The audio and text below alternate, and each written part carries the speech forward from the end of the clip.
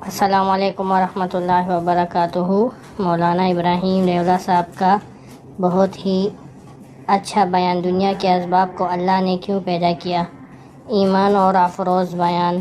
سب دوستوں سے التماس ہے کہ اس بیان کو دیکھیں اور زیادہ سے زیادہ شیئر کریں۔ جزاک اللہ۔ ہم کو یہ بتایا گیا کہ دنیا کے اسباب کو اللہ نے کیوں پیدا کیا ہے۔ کیا مالدار بننے کے لیے پیدا کیا ہے، عہدیدار بننے کے لیے پیدا کیا ہے کہ نہیں؟ دنیا کے اسباب کو اللہ نے حقوق ادا کرنے کے لیے پیدا کیا ہے۔ یہ ہماری تعلیم ہے، اس لیے کہ دنیا کو اللہ نے دارالحقوق بنایا ہے، یہ حقوق ادا کرنے کی جگہ ہے اور آخرت بدلہ پانے کی جگہ ہے۔ یہ ترتیب ہے اللہ تعالیٰ کی۔ جو حقوق ادا کر کے جائے گا وہ بدلہ پائے گا، جو حقوق ادا کرنے گیا اس کے لیے کوئی بدلہ نہیں ہے۔ یہ ترتیب ہے، چاہے کوئی سمجھے نہ سمجھے، کوئی مانے نہ مانے، بات یہی ہے۔ نہ ماننے سے بات بدلتی نہیں ہے۔ ہاں، یہی بات ہے کہ اللہ نے دنیا کو دارالحقوق بنایا ہے کہ یہ حق ادا کرنے کی جگہ ہے۔ سب سے پہلا حق اللہ کا ہے، سب سے پہلا حق اللہ کا، کہ اللہ کو اللہ ماننا، جیسے وہ اپنے شان صفات کے ساتھ ہے، اس کا کوئی شریک نہیں ہے، اس کی خدائی میں کوئی شریک نہیں، اس کے تصرفات میں کوئی شریک نہیں، اس کے ارادے میں کوئی شریک نہیں، اس کے فیصلے میں کوئی شریک نہیں، وہ اکیلا ہے، جب چاہے جو چاہے کرے، کوئی پوچھنے والا نہیں۔ ہاں، یہ با اختیار ہے، وہ با اختیار ہے، با اختیار پروردگار۔ ہاں، یہ اللہ کی شان ہے۔ تو پہلا حق اللہ تعالیٰ کا ہے کہ اللہ تعالیٰ کو ایسا مانا جاوے جیسا کہ انہوں نے اپنے آپ کے بارے میں بتایا ہے۔ تو انبیاء کرام نے اللہ تعالیٰ کا حق بتایا ہے کہ اللہ تعالیٰ کو اللہ مانو، کہ اس کے جیسا کوئی نہیں ہے اور کوئی عبادت کے لائق نہیں ہے۔ اس کا سب سے پہلا حق وہ اللہ تعالیٰ کی عبادت ہے۔ حضرت معاذ بن جبل سے حضور صلی اللہ علیہ وسلم نے پوچھا، معاذ آپ کو معلوم ہے اللہ تعالیٰ کا کیا حق ہے؟ عرض کیا مجھے نہیں معلوم۔ فرمایا اللہ تعالیٰ کا حق یہ ہے کہ اسی کی عبادت کی جائے گی، اس کے ساتھ کسی کو شریک نہیں کیا جائے گا۔ یہ اللہ تعالیٰ کا حق ہے، اور اسی لیے انسانوں کو، جناتوں کو پیدا کیا ہے، اور اسی کی طاقت اللہ تعالیٰ نے ان میں رکھی ہے، عبادت کی طاقت، یعنی ان کو عقل دی، سمجھ دی، تندرستی دی، اور جن جن چیزوں کی ضرورت تھی وہ ان کو دے دی تاکہ وہ عبادت کا حق ادا کرنے میں لگے۔ اس لیے کہ اگر ان کو یہ استعداد نہ دی جاتی تو یہ حق کیسے ادا کرتے؟ اس لیے اللہ تبارک و تعالیٰ نے ان کی تربیت فرمائی ہے، ان کو عقل عطا فرمائی، سوجھ عطا فرمائی، نفع نقصان کا شعور عطا فرمایا۔ ہاں، اور اتنا ہی نہیں بلکہ نفع نقصان کے شعور کے ساتھ پھر نبیوں کو بھیجا، وہی ان پر آئی، انہوں نے اگلا راستہ بتایا کہ جتنا تم اپنے عقل سے سمجھتے ہو یہ بھی ٹھیک ہے، آگے بھی ہے۔ آدمی عقل سے وہ بات سمجھے گا جو اس کے سامنے ہے۔ جتنی ضرورتیں اللہ تعالیٰ نے یہاں پیدا کی ہے اتنی ہی ضرورتیں، بلکہ اس سے زیادہ ضرورتیں موت کے بعد بھی ہے، لیکن اس کو آدمی سمجھ نہیں سکتا۔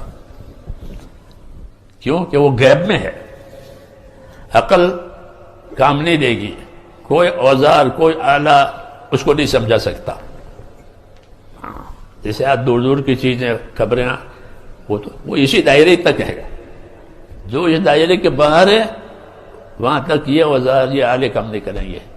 اس لیے اللہ تعالیٰ نے وہی بھیجی نبیوں کے ذریعے سے، اور انسانی زندگی کے بارے میں دو رہبری کی۔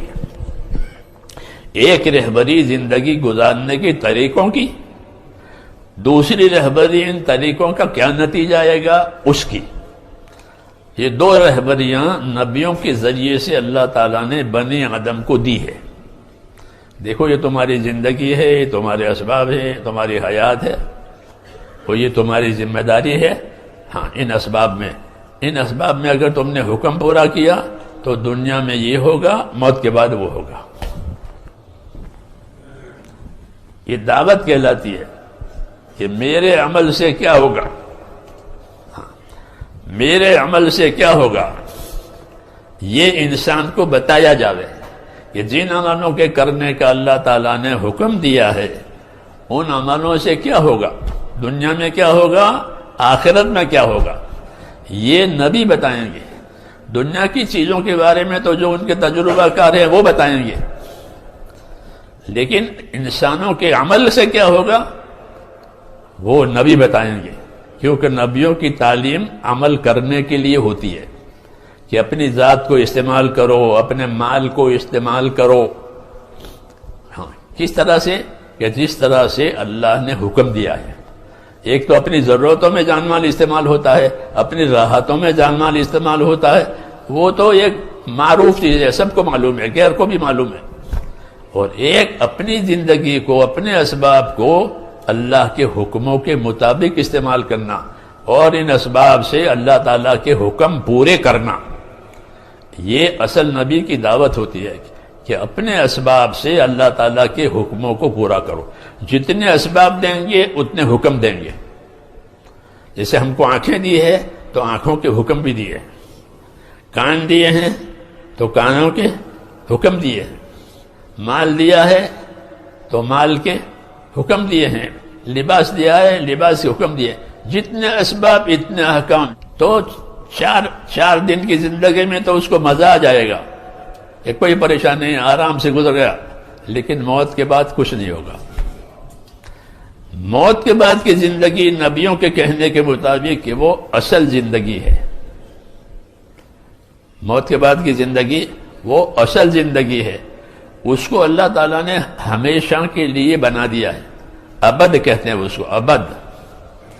ہاں کہ اس کی کوئی حد ہی نہیں ہے، کروڑوں برس اسے ابد کہتے ہیں. ابدا، قرآن کے خالدین فیہ ابدا، ہمیشہ رہیں گے ہم. ابد آئندہ کا زمانہ جو کبھی ختم نہ ہوگا، وہ ہے آخرت. ہاں اس کی کمائی کے لیے اللہ تبارک و تعالیٰ نے اسباب کے ساتھ ساتھ احکام دیے. ہاں اور احکام کا علم دیا. احکام دیا یعنی احکام کا علم دیا. السلام علیکم ورحمۃ اللہ وبرکاتہ. جس طرح ہم نے یہ کارگزاری سنی تو آپ لوگ اس سے اندازہ لگائیں کہ دنیا میں دین کا کام پھیلانا زیادہ سے زیادہ اچھا کام ہے، نہ کہ کسی دوسرے کاموں میں پڑ جانا. تو اس لیے ہم سب دوستوں کو چاہیے کہ دین کا کام دنیا میں زیادہ سے زیادہ پھیلائیں، کیونکہ اسی میں ہی ہماری دنیا اور آخرت کی بھلائی ہے، اور باقی یہ دنیا فانی ہے. جزاک اللہ. ماشاء